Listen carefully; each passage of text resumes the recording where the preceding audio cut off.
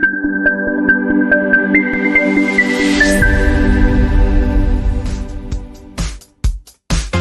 was a sweltering afternoon in Lagos when Toyosi stepped out of the car, her father's shiny new Toyota humming softly before shutting off completely.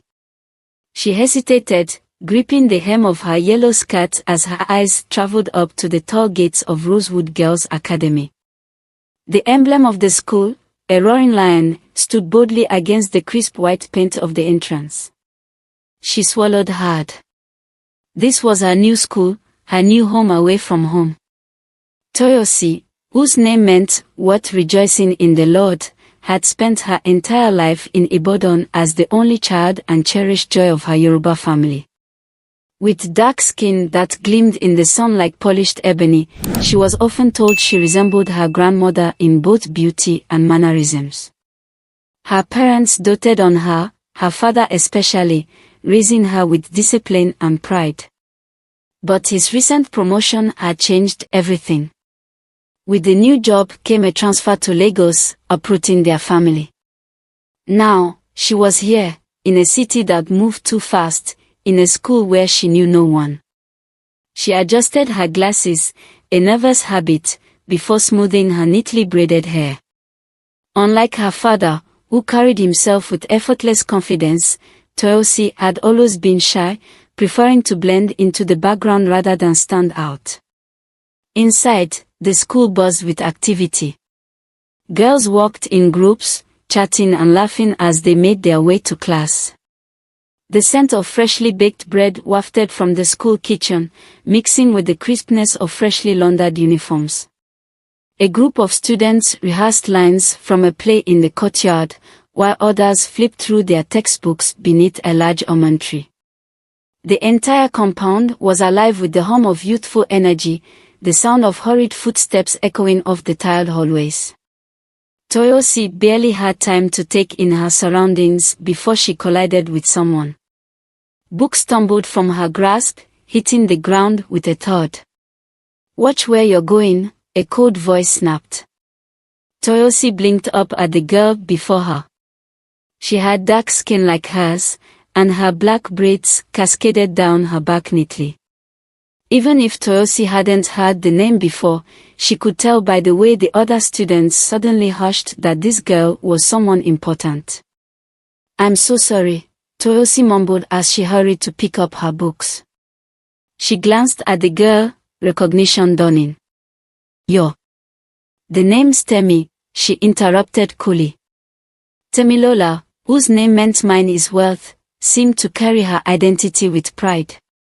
The meaning echoed in Toyosi's mind as she heard it whispered in the hallways. From the way Temi carried herself, it was clear she believed every bit of it. With each step, she moved with an air of superiority, as though her name alone granted her entitlement. Two girls flanked her like loyal bodyguards, their smirks sharp and mocking, making Toyosi feel even smaller, as if she were nothing more than a shadow in their presence. "Welcome to Rosewood," Temi continued, her smirk widening. "Let's hope you can keep up." With a flick of her wrist, she turned on her heel, her minions following close behind, their laughter echoing in the hallway. Toyosi exhaled slowly. So much for a good first impression. A soft voice interrupted her thoughts. "Don't mind them," someone said. Toyosi turned and met a pair of kind brown eyes.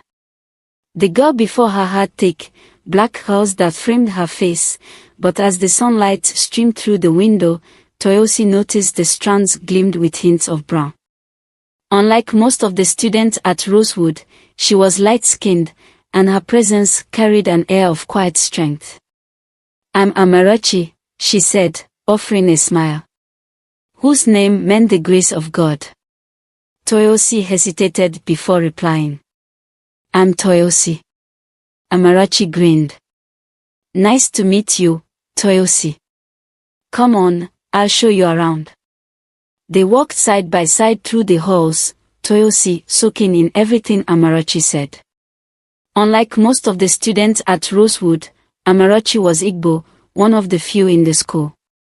Temilola and her friends often mocked her for it, calling her Omo Igbo in condescending tones.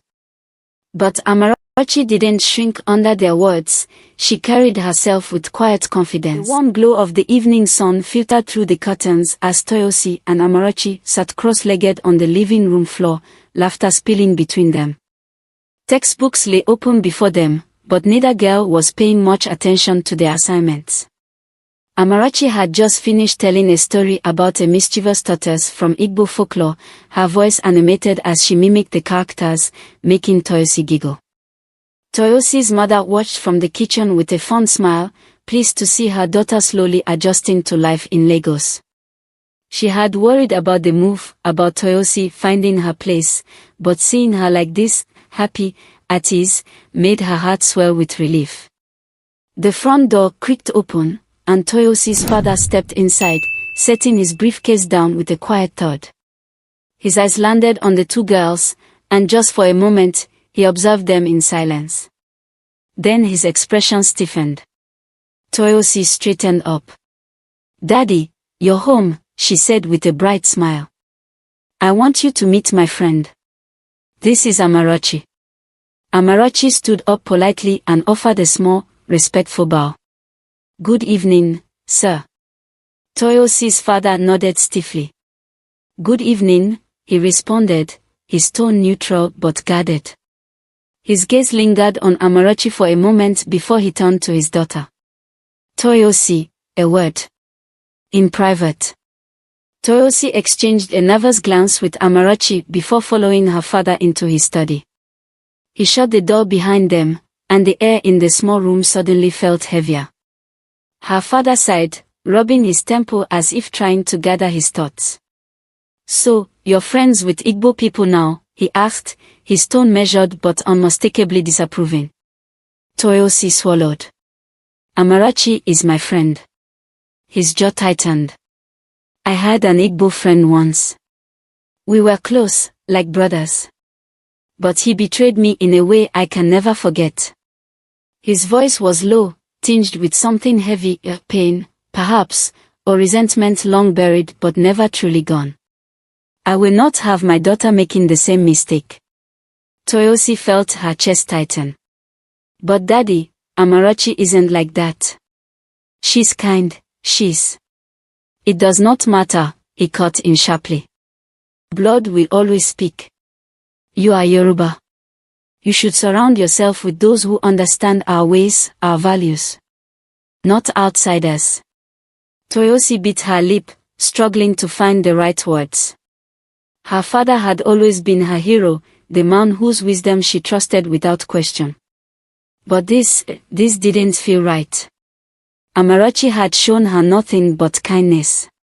How could her tribe, her name, erase that? She wanted to protest, to tell him that people were more than their past, more than the grudges history carried. But she knew better than to argue with her father when his mind was set. Instead, she lowered her gaze and nodded slowly. "Yes, Daddy." Her father studied her for a moment before nodding in approval. "Good girl. Now, go back to your studies." Toyosi turned and walked out of the study, her heart heavy with unspoken words. As she stepped back into the living room, Amarachi looked up, concern flickering in her eyes. "Everything okay?" she asked softly.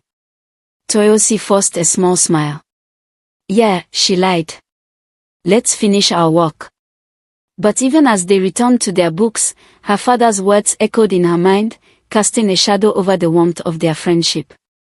Her father's prejudice had deep roots. Years ago, when he was a young man, he had trusted an Igbo friend named Uche. They had been as close as brothers, until Uche betrayed him. They had started a business together, pooling their savings, but at the last minute, Uche had taken all the money and disappeared. The loss had been devastating, and since then, Toyosi's father had vowed never to trust an Igbo person again. Later that night, in the quiet of her room, Toyosi knelt beside her bed, clasping her hands together. "God, please touch Daddy's heart," she whispered. "Let him see Amarachi the way I do. Despite her father's warning, Toyosi continued to spend time with Amarachi at their all-girls private school. Their friendship flourished in secret, growing stronger with every shared moment. During lunch breaks, they sat together under the large almond tree at the far end of the schoolyard, swapping stories about their families and traditions. After school, they worked on assignments together in the library, sometimes sneaking in hushed conversations about their dreams. Toyosi wanted to become a writer, while Amarachi dreamed of being a doctor. They spoke about traveling to different parts of Nigeria, seeing places they had only read about in textbooks. But not everyone was pleased with their friendship. Temilola, who had already made it clear that she saw Toyosi as beneath her, now turned her attention toward Amarachi. Amarachi had known Temilola long before Toyosi arrived. From the moment Toyosi befriended her, she had warned her about Temilola's cruelty. "She thinks she owns this school," Amarachi had said once, rolling her eyes. "Just ignore her." Temilola's bullying intensified. She made snide remarks in class, her voice dripping with false sweetness. "Toyosi, I didn't know you were the charity type," she said one day, eyes flickering toward Amarachi. "How noble of you." The girls around her tittered. At lunch, she and her friends would take the table near Toyosi and Amarachi, talking just loud enough to be heard. "Some people don't belong here," Temilola would say, her voice laced with mock concern. "It's sad, really." One afternoon, as Toyosi and Amarachi made their way to the library, Temilola and her entourage blocked the hallway. "I hear Igbo girls are quite resourceful," Temilola mused, tilting her head. "Always finding ways to take what isn't theirs." Amarachi let out a sharp breath, her patience visibly thinning. "Move, Temilola," she said firmly. Temilola smirked. "Oh, you're feeling bold today, aren't you?" She stepped aside dramatically, but just as Amarachi moved past her, she stuck out her foot. Amarachi tripped, her books flying. The hallway burst into laughter as she scrambled to pick them up.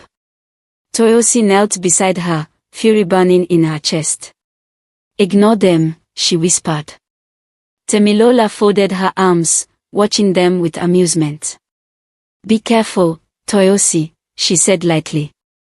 "People might start thinking you're one of them." Despite the taunts, Toyosi and Amarachi stood by each other. They whispered encouragements, promising that no matter what, they wouldn't let Temilola break them. But even as they clung to their friendship, the unspoken fear lingered. How long before Temilola's bullying became more than just words? Toyosi and her mother moved swiftly around the kitchen, the rich aroma of fried rice and sizzling chicken filling the air. Toyosi carefully measured the seasoning, ensuring every bite would be perfect for their guests. Tonight was important. Her father's coworker was coming over for dinner with his daughter. Her father had emphasized how much this dinner mattered, but Toyosi hadn't given it much thought. It was just another evening. The doorbell rang just as Toyosi's mother set the last dish on the table. Toyosi wiped her hands on a napkin and glanced at her father, who was already making his way to the door. She expected a formal greeting, polite smiles, and introductions. What she didn't expect was the name that left her father's guest lips. "Toyosi, come and meet Mr. David and his daughter," her father said warmly. David, Toyosi's father's coworker, stepped inside, his expression friendly. Beside him stood a girl who looked just as surprised as Toyosi. "This is my daughter, Temilola," David introduced, placing a hand on her shoulder. "She attends Rosewood too. You two must know each other." Toyosi stiffened. Her breath caught in her throat. Temilola. She hadn't expected her father's guest to be her, Temilola, of all people. The same girl who strutted around school like she owned it. The same girl whose clique controlled the social hierarchy. The same girl who made it painfully clear that Toyosi was beneath her notice. But Temilola looked just as stunned. Her usual confidence was gone, replaced by a flicker of uncertainty. Without her usual entourage, she seemed almost different. Almost. Toyosi's father beamed, oblivious to the tension. Wow, so you two do know each other. That's wonderful. I'm sure you're already good friends. Temilola blinked but quickly recovered, her familiar air of confidence returning. She smiled smoothly. Oh, yes. We met on Toyosi's first day at Rosewood. Toyosi's lips parted slightly in disbelief, memories of their first encounter flashing through her mind, Temilola's cold smirk, the whispered name that carried weight in the hallways, and the way she had made Toyosi feel insignificant. But she quickly forced herself to nod. Yeah, something like that. Her father clapped his hands together, pleased. Good, good. You two should spend more time together. Friends are important, and I know Temilola comes from a good home. David chuckled, nodding in agreement. That's true. It would be great for them to get along. Toyosi forced a polite smile and stepped aside, allowing them to pass. Her father, oblivious to the sudden shift in the air, continued his cheerful chatter, guiding their guests toward the dining table. As they sat down, Toyosi could barely swallow the growing unease in her chest. The table was set beautifully, plates of steaming fried rice, crispy chicken, chilled drinks, and perfectly arranged cutlery. It should have been a pleasant evening. Instead, the tension clung to the air like thick smoke. So, Temilola, how's school going? Toyosi's father asked, setting down his glass cup. Oh, it's going well, Temilola replied smoothly, a small smile playing on her lips. Toyosi felt the words land like ice, her grip tightening around her fork. She kept her face neutral, but inside, her stomach twisted. She remembered how Temilola had looked down on her, how her presence had always made Toyosi feel small. But now, here they were, sitting across from each other at a dinner table, with the awkwardness hanging between them like an invisible thread. Toyosi's father chuckled, either not noticing or choosing to ignore the tension. That's wonderful. It seems like you two have a lot in common. Temilola comes from a fine family, Toyosi, and I think she can be a great influence on you. Toyosi blinked, a sinking feeling in her chest. The comment was meant to sound complimentary, but to Toyosi, it felt like an unspoken command to get along with Temilola, no matter what. The meal continued, but the tension only thickened. Temilola spoke with ease, answering every question with careful politeness. But Toyosi couldn't shake the feeling that things were about to change. She had always been the outsider, the one who had to navigate the complex social maze of school life. But now, in this first interaction, she was beginning to see the true power dynamics at play. Her father didn't just want her to get along with Temilola. He was pushing for it hard. The next day at school, Toyosi barely had time to process the awkward dinner before Temilola made her move. Toyosi, Temilola's voice rang out across the hallway as soon as she stepped inside. It wasn't a greeting, it was a summoning. Toyosi hesitated, but the weight of her father's words from the night before pressed against her mind. Friends are important, and I know Temilola comes from a good home. With a quiet sigh, she walked toward Temilola, who stood near her usual group. The moment she reached them, Temilola shoved a stack of books into her arms. Carry this to my next class, she said smoothly, as if it were the most natural thing in the world. Toyosi blinked. What? Temilola's eyes gleamed with something unreadable. You heard me. We are friends now, aren't we? The girls around her giggled knowingly. Toyosi clenched her jaw but nodded stiffly. She had no choice. If she refused, it would get back to her father, and she wasn't ready for that argument. It started small, carrying Temilola's books, saving her a seat at lunch, fetching her water from the cafeteria. But soon, it escalated. Toyosi, rewrite my notes. Your handwriting is neater. Do my homework, please. You wouldn't want me to fail, would you? I need a favor. Tell Miss Titi we were studying in the library if she asks why I skipped class. Every demand came wrapped in a sweet smile, but there was no mistaking the power Temilola held. Toyosi knew this wasn't friendship, it was control. And worse, everyone around them saw it, but no one dared to speak up. One afternoon, as they lingered outside their classroom, Temilola leaned in close, her voice dropping to a whisper. I need you to do something for me, she said. Toyosi sighed, already dreading what was next. What is it? Temilola's eyes flickered around the hallway before she spoke. The final exam is coming up, and I can't afford to fail. I need you to get me the answer sheet. Toyosi froze. What? Temilola tilted her head, her tone light but firm. You're smart. You can find a way. Maybe slip into the staff room, maybe ask one of those nerdy kids who help the teachers. I don't care how you do it, just get it. Toyosi felt her stomach twist. This was different. Carrying books and doing homework was one thing, but stealing. I can't, she said firmly. Temilola's smile vanished. Excuse me. I said I can't, Toyosi repeated, her voice shaking but steady. That's cheating. I won't do it. Temilola narrowed her eyes. Are you forgetting who got you into this school? Toyosi's breath hitched. You didn't. My father helped your father, which means you're here because of us, Temilola said smoothly. If you refuse, I can make things very difficult for you. A lump formed in Toyosi's throat. She was trapped, and Temilola knew it. Before Toyosi could respond, a voice cut through the tension. She said she won't do it. Both girls turned.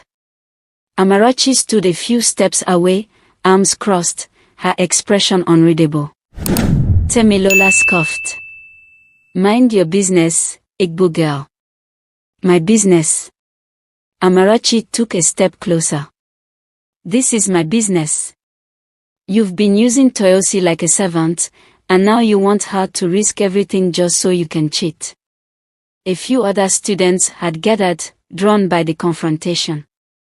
Some of them had been forced to do Temilola's bidding before, and they looked ready to speak up. You're not as powerful as you think, Amarachi continued. People are tired of you. Temilola let out a sharp laugh. You think anyone here will listen to you? She didn't see the group of girls behind her, former friends, who had suffered under her rule. But Toyosi did. And suddenly, she realized she wasn't alone. I'll listen, a girl named Tosin said. Me too, added Simi. One by one, voices rose. She made me do her projects. She threatened me after I beat her on a test. She lied to teachers and blamed me for skipping class. The hallway buzzed with murmurs.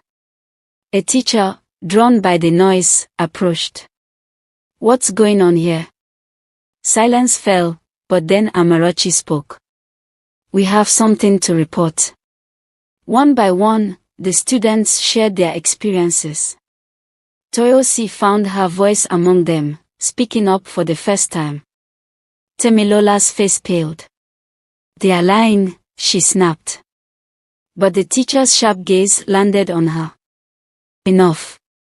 Temilola, come with me. We are taking this to the principal. Temilola turned to Toyosi, fury blazing in her eyes. You'll regret this. But for the first time, Toyosi wasn't afraid. As the teacher led Temilola away, Amarachi nudged Toyosi with a grin. That was long overdue.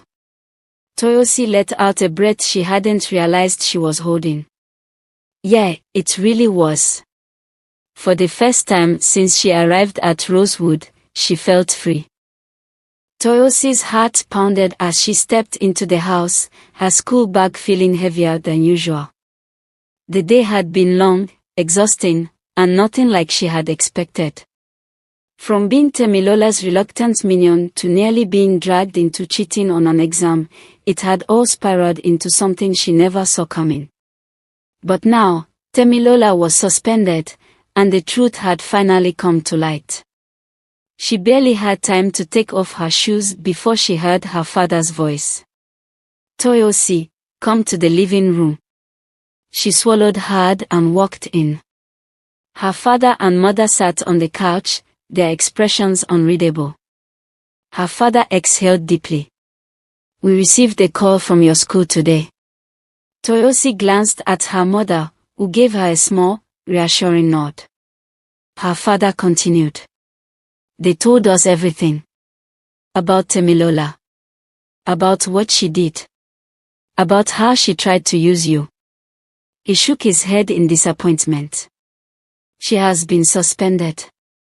Toyosi let out a breath she didn't realize she was holding. I didn't mean to keep things from you. I just didn't know how to tell you. Her father rubbed his temples. I thought Temilola came from a respectable home. I believed she would be a good friend for you. He sighed, looking away as if ashamed of his own words. But I see now that a person's character isn't determined by their tribe or where they come from. Good and bad people exist everywhere. Toyosi felt her chest tighten. Finally, he understood. She cleared her throat. Amarachi, she was the one who stood up for me. She saw what was happening, and she didn't hesitate to help me, even when it wasn't easy. Her father slowly looked up at her. Amarachi. Yes, Daddy. The same Amarachi you didn't want me to be friends with. Silence stretched between them. Then, he sighed again, this time with the weight of realization. I was wrong. Toyosi's eyes widened slightly. She had never heard those words from him before. I let my past experiences cloud my judgment, her father admitted. I judged Amarachi not for who she is, but for where she comes from. And yet, she was the one who showed true friendship. He looked at Toyosi with a solemn expression. I owe you an apology, my daughter. Toyosi blinked, feeling a lump form in her throat. It's okay, Daddy. He reached out, placing a firm but gentle hand on her shoulder. No, it's not. But I will do better. Her mother, who had been quiet all this time, smiled softly. What matters now is that we have all learned from this. Toyosi nodded. Today had been a whirlwind, but it had led to something she never thought possible, her father finally letting go of his prejudice. And that's how Toyosi's story ended. Key lessons from this story. A person's character is not determined by their tribe or background. We should judge people based on their actions, not where they come from. True friendship is shown through actions, not words or status. Amarachi stood by Toyosi when she needed it most, while Temilola used her for her own gain. Speaking up against wrongdoing is important. If Toyosi and the other girls hadn't spoken up, Temilola's actions would have continued unchecked. Parents can also learn and grow. Toyosi's father started with a biased mindset, but he was able to realize his mistake and change. Standing up for what is right always pays off. Though it was hard, Toyosi and Amarachi's courage led to justice and a valuable lesson for everyone. On this journey and let your dreams steer. What your dreams steer.